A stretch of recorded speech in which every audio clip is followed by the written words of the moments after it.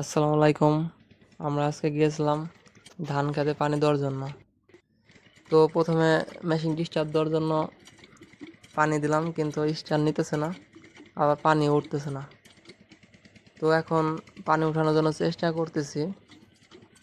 আর আপনারা জানবেন যে কিভাবে ধান খেতে পানি দেওয়া লাগে, আবার কিভাবে মেশিন স্টার্ট দেওয়া লাগে, সেই সব ভিডিওই আজকের।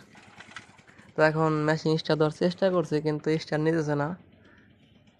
তো অনেকবার চেষ্টা করার পরে তাও স্টার নিতেছে না। তো এখন মোটামুটি তারপরেও হাল ছাড়তেছি না, স্টার আমরা দেবই যত কষ্টই হোক।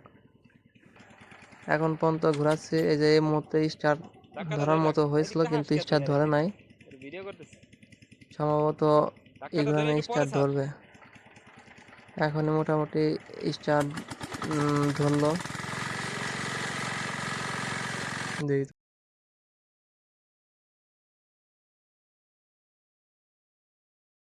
হয়ে গেছে।